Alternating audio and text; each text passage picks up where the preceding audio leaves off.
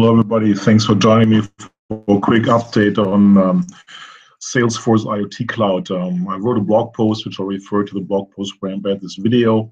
Learn a little more about from Adam Bosworth, who's in charge of that in regards of the technologies being used, making Salesforce IoT Cloud happen.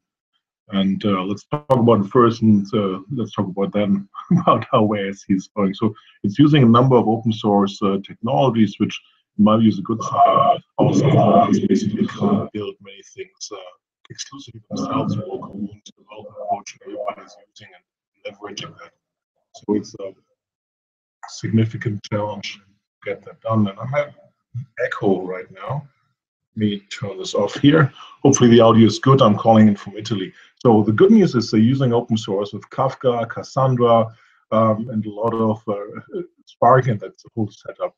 And the working works basically that events are being monitored by Kafka. Kafka, to everybody to the mind, is the LinkedIn.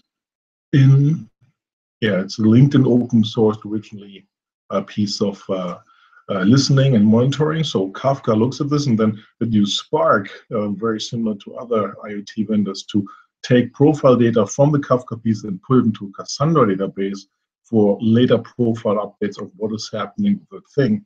Interesting choice of Cassandra. You might talk about that in another video.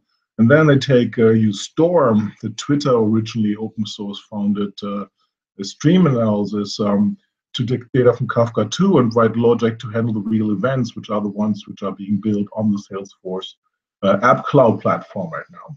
And all of this runs supposedly in Heroku. That's where my questions start. Heroku runs on AWS.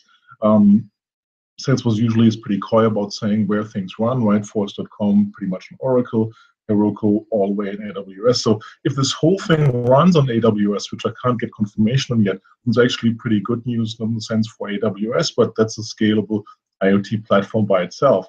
And the biggest concern I have is it sounds like very much like the architecture that Salesforce promoted and introduced last year for the Wave platform, where you have to listen and then move events and move data into it because it's aggregated information. So very different architecture needed for a data warehousing close to real time, pseudo analytics platform going on then for an IoT platform, because in IoT you have all these massive volumes of data and you want to move the code close to the data.